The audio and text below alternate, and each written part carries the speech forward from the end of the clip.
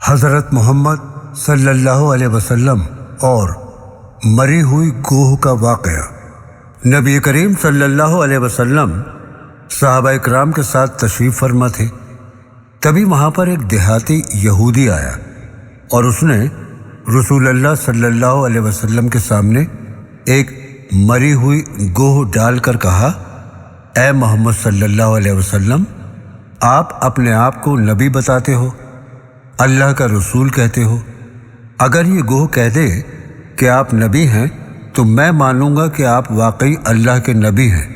نبی کریم صلی اللہ علیہ وسلم نے اسی یہودی کی بات سنی اور اس مری ہوئی گوہ کی طرف دیکھا اور کہا، یا رب۔ پھر آپ نے فرمایا، اے گوہ۔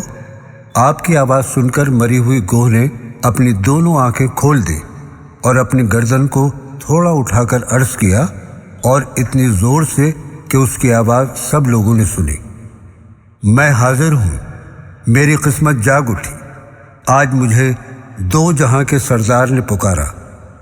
گوہ نے یا رسول اللہ نہیں کہا۔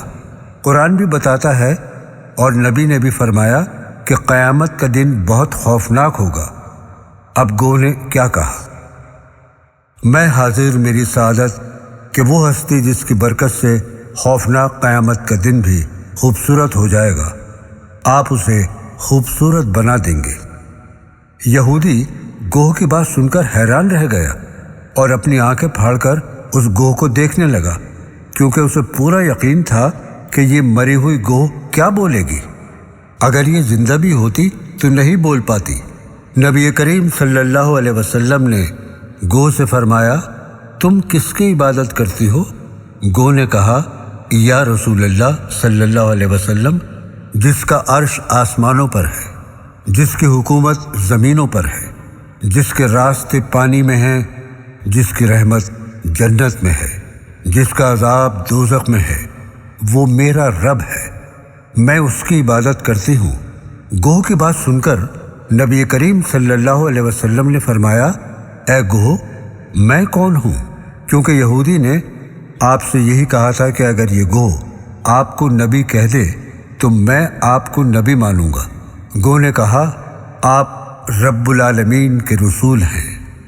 گوہ کو بھی پتہ تھا صرف رسول ماننے سے ایمان پورا نہیں ہوتا، اس لیے گوہ نے کہا، آپ آخری نبی ہیں، آپ کے بعد کوئی نبی نہیں آئے گا، آپ کی غلامی میں جو آئے گا وہی کامیاب ہے، ورنہ سارے ناکام ہیں۔ یہ کہہ کر وہ پھر مر گئی۔ نبی کریم صلی اللہ علیہ وسلم نے یہودی سے پوچھا، اب تم کیا سوچ رہے ہو؟ یہودی نے کہا، یا رسول اللہ، جب مری ہوئی گوہ نے آپ کا کلمہ پڑھ لیا تو پھر میں کیا ہوں؟ آپ مجھے بھی اپنا کلمہ پڑھا دیجئے اور اپنی غلامی میں لے لیجئے۔ آپ صلی اللہ علیہ وسلم نے اس یہودی کو کلمہ پڑھایا، اس طرح اس نے اسلام قبول کیا۔ یہ میرے نبی صلی اللہ علیہ وسلم کی ادنا سی کرامت تھی۔ یہ تھا حضرت محمد صلی اللہ علیہ وسلم اور گوہ کا واقعہ۔